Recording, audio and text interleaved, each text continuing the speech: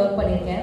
To know him as a person, அவ்வளோ ரெஸ்பெக்ட்ஃபுல்லாக ஒரு artist கிட்ட பேசுறதா இருக்கட்டும், அவ்வளோ மரியாதையாக நடத்துவார், அவ்வளோ கைண்டான ஒரு பர்சன். என்றைக்குமே வந்து ஒரு பெரிய உச்சத்தில் இருக்கிற ஒரு ஆள் அப்படின்ற அந்த ஒரு பந்தாவோ அந்த ஒரு எதுவுமே இருக்காது. அவ்வளோ கைண்டாக பேசுவாங்க. அண்ட் எப்போவுமே அந்த ஒரு ஆர்வம் இருக்கும். துரை சார் சொன்ன மாதிரி ஒரு புதிய விஷயத்தை கற்றுக்கணும், நம்ம எங்ககிட்ட இருந்து கேட்டுப்பாரு இது எப்படி அது அப்படின்ற மாதிரி. So and he teaches a lot of things. அவருக்கு நடுவு இருக்கிற பிஸி ஸ்கெடியூலில் அவ்வளோ புதிய விஷயங்கள் கற்றுக்கிறாரு. அவர் எப்படி வந்து டயட்டில் இருக்கிறாரு, எக்ஸசைஸ் பண்ணுறாரு அப்படின்ட்டு நாங்கள் உட்காந்துருக்கிறப்போ இதெல்லாம் எங்களுக்கு எக்ஸ்பிளைன் பண்ணிருப்பாரு. அவ்வளோ ஆச்சரியமாக இருக்கும். எத்தனை விஷயங்களுக்கு என்ன பர்சன் மேனேஜ் அப்படின்ற ஒரு ஆர்வம் தான் இருக்கும்.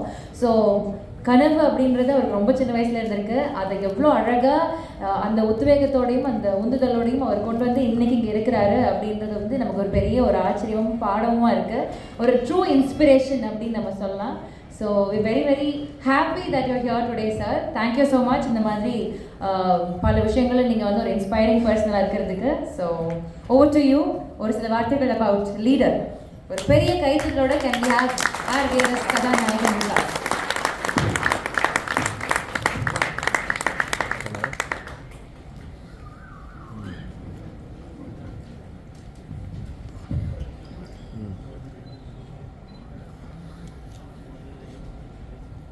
இந்த விழாவிற்கு வருகை தந்திருக்கும் அன்பும் பண்பும் நிறைந்த பத்திரிகை மற்றும் ஊடக நண்பர்கள் மற்றும் இந்த படத்தின் இயக்குனர் டைரக்டர் திரு துரை செந்தில்குமார் அவர்கள் மற்றும் இந்த படத்தின் இசை அமைப்பாளர் திரு ஜிப்ரான் அவர்கள், என்றும் என்னோடு நட்போடு இருந்து வரும் வியாபாரிகள் சங்க தலைவர் திரு விக்ரமராஜா அவர்களே, இந்த படத்தில் பணியாற்ற அத்தனை டெக்னீஷியன்களுக்கும் மற்றும் என் மேல் மிகுந்த அன்பும் மிகுந்த ஒரு எதிர்பார்ப்பும் ஒரு அதீத நம்பிக்கையோடு இருக்கும் என்னுடைய ரசிக பெருமக்களும், இந்த நேரத்தில் அனைவருக்கும் என் பணிவான அன்பான வணக்கத்தை தெரிவித்துக் கொள்கிறேன். லீடர் இந்த படத்தோட டைட்டில் பார்த்ததும் எல்லாருக்கும் என்ன தோணுன்னா, இது ஒரு அரசியல் சார்ந்த படமா இல்லை இது ஒரு எந்த மாதிரி படம்னு ஒரு ஃபஸ்ட்டு ஒரு கொஸ்டின் வரும். இது வந்து இந்த படத்தில் ஒரு அரசியல் சார்ந்த காட்சிகளோ இல்லை அரசியல் சார்ந்த ஒரு வசனங்களோ ஒரு துளி கூட இதில் கிடையாது. இது முழுக்க முழுக்க ஒரு கமர்ஷியல் என்டர்டைன்மெண்ட் ஃபிலிம். இப்போ இந்த ஃபிலிம்ஸ் பார்த்துருப்பீங்க, இதுதான் இதில் ஒரு சின்ன ஒரு துளி, அதாவது ஒரு சோனா பாத்துக்கு ஒரு சின்ன ஒரு துளி.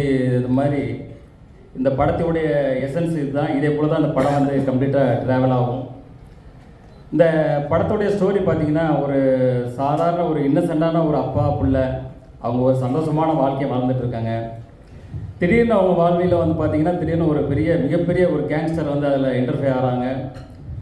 அதுக்கப்புறம் நடக்கிற விஷயங்களை தான் நம்ம டைரக்டர் துரை செந்தில்குமார் வந்து அவ்வளோ அற்புதமாக இதில் திரைக்கதை அமைத்து இன்றைய தலைமுறைகளுக்கு பிடித்த மாதிரியான ஒரு திரைக்கதை அமைக்கணும். அதான் முக்கியம். இன்றைக்கி வந்து கதைகள் அதே தான் இருக்கும், இல்லை இயக்கங்கள் அதே தான் இருக்கும். இந்த திரைக்கதை அமைக்கிறது தான் இன்றைக்கி வந்து ஒரு சவாலான விஷயம். இன்றைய ரசிகர்களுக்கு திரைக்கதையை வந்து பிடிக்கிற மாதிரி அவ்வளோ துல்லியமாக, அதாவது படம் ஆரம்பம் முதல் கடைசி வரை ஒவ்வொரு இன்ச் பை இன்ச்சு, ஒவ்வொரு ஃப்ரேம் பை ஃப்ரேம் வந்து நம்ம துரை செந்தில்குமார் அவர்கள் டைரக்டர் வந்து அவ்வளோ அழகாக செதுக்கியிருக்காங்க. அடுத்தது இசையமைப்பாளர் ஜிப்ரான் வந்து பார்த்திங்கன்னா, இப்போ பார்த்துருப்பீங்க ஒவ்வொரு பேக்ரவுண்ட் ஸ்கோரும் எவ்வளோ ஸ்கோர் பண்ணியிருக்காரு பார்த்துருப்பீங்க. அதே போல் அவருடைய பேக்ரவுண்ட் ஸ்கோர் வந்து இந்த படத்துக்கு மிகப்பெரிய ஒரு பலமாக இருக்குது. அதே போல் படத்தின் கதையோட்டத்துக்கு தகுந்த மாதிரியான சாங்ஸை வந்து இந்த படத்தில் அவர் ரொம்ப அழகாக கொடுத்துருக்கிறாரு.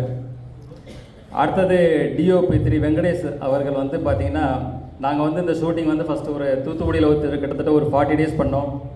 அதுக்கப்புறம் வெளிநாடான ஜார்ஜியாவில் ஒரு கிட்டத்தட்ட ஒரு 15 டேஸ் பண்ணோம். ஆஃப்டர் தட் ஜெய்ப்பூர், ஊட்டி, அப்புறம் சென்னையில் லாஸ்ட்டு கிளைமேக்ஸ் ஃபைட்டு, அதே போல் எல்லா விஷயங்களும் பண்ணும்போது அப்புறம் அவ்வளோ அற்புதமாக இருக்கும். நீங்கள் வந்து அந்த ஸ்க்ரீனில் பார்க்கும்போது அவருக்கு இந்த படம் வந்து அவர் வாழ்க்கையில் அடுத்த கட்ட உயரத்துக்கு எடுத்துகிட்டு போன்றதில் ஒரு துளியும் சந்தேகம் இல்லை. அடுத்தது வந்து எடிட்டர் வந்து பிரதீப் ராகவ். அவர் பார்த்திங்கன்னா, இப்போது சமீபத்தில் உள்ள படங்களான டிராகன், ஜனநாயகன் போன்ற படங்களில் பணியாற்றினவர். இந்த படத்தை அந்தளவுக்கு கிறிஸ்பாக, அந்தளவுக்கு ஒரு ஷார்ப்பாக ஒரு ரொம்ப அழகாக பண்ணியிருக்காரு. அவருக்கு என்னுடைய வாழ்த்துக்கள்.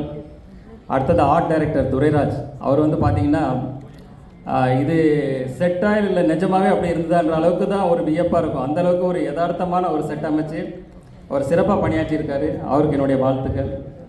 இதில் அடுத்த ரொம்ப இன்ட்ரெஸ்டிங்கான ஒரு பர்சன் யாருன்னு பார்த்தீங்கன்னா, எங்கள் செட்லேயே வந்து மகேஷ் மேத்யூ ஸ்டன் மாஸ்டர். அவர் வந்து பார்த்தீங்கன்னா செட்டுக்கு வரும்போது ஒரு ட்ராக்கு, ஒரு ஜாக்கெட் போட்டு ஒரு காலேஜ் ஸ்டூடெண்ட் மாதிரி ஒரு அப்படியே ஒரு பவர்ஃபுல்லாக வருவார். அவர் வந்தாலே செட்டில் எல்லாருக்குமே ஒரு எனர்ஜி, ஒரு பவர் வந்துடும். ஏன்னா தலைவர் வந்து பார்த்தீங்கன்னா இப்போ தான் நம்ம காந்தாரா 2ல் முடிச்சுட்டு வந்திருக்கிறாரு.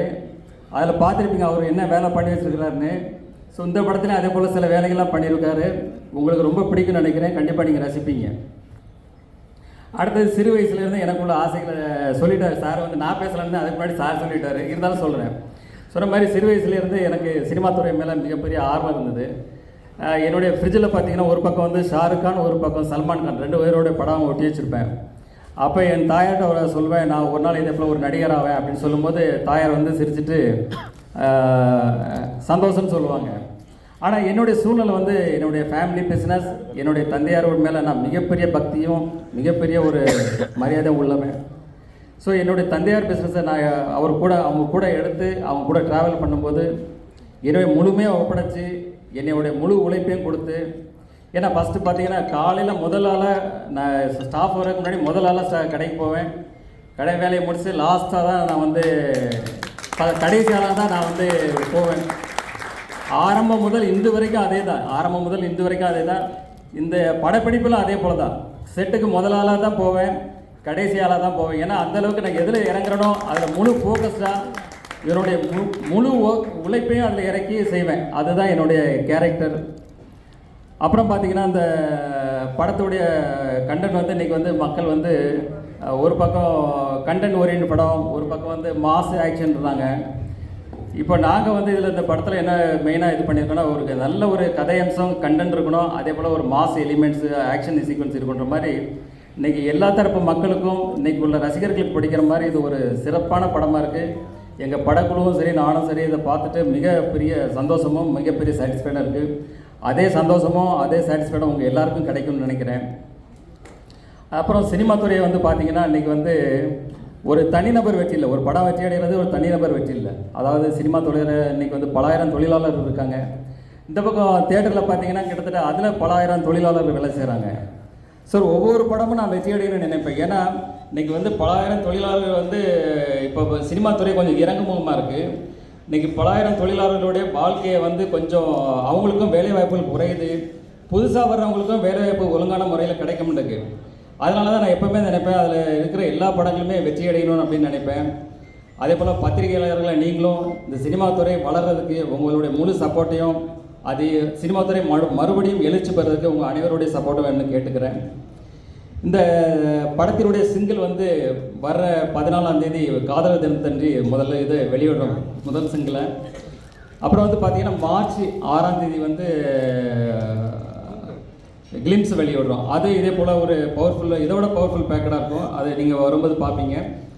அடுத்தது இந்த படத்தை வந்து ஏப்ரல் மாதத்தில் ரிலீஸ் பண்ணுறதுக்கு எல்லா வேலைகளும் போயிட்டுருக்கு. அதுக்கு முன்னாடி ஒரு 10-12 நாளைக்கு முன்னாடி நாங்கள் வந்து ஆடியோ ஃபங்க்ஷன் வந்து ரொம்ப கிராண்டாக பண்ணணும். அதுக்கான வேலைகளும் போயிட்டுருக்கு. அந்த நேரத்தில் ப்ரெஸ்ஸு உங்கள் முன்னாடி தான் எல்லா இதுவும் நடத்துவோம்.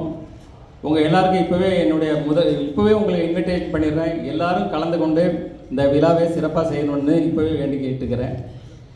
அதே போல் இந்த ஆடியோ ஃபங்க்ஷன் விழாவில் ரசிகர்களாகட்டும், அதில் கலந்து நடித்து அதில் ஒர்க் பண்ண எல்லா டெக்னீஷியன்ஸ், அதே போல் ஆல் ஆர்டிஸ்ட் எல்லாருமே அதில் கலந்துக்கிடுவாங்க. அதுக்கப்புறம் தொடர்ந்து படத்துக்கான ப்ரொமோஷன் உங்கள் மீடியா உங்கள் கூட தான் இணைந்து செயல்பட போகிறோம். நீங்கள் எல்லாம் தொடர்ந்து எங்களுக்கு ஆதரவு தரணும். மீண்டும் ஒரு முறை உங்கள் எல்லாருக்கும் நன்றியும் வணக்கங்களையும் கூறிக்கொண்டு உங்களுக்கு மிகப்பெரிய நன்றி.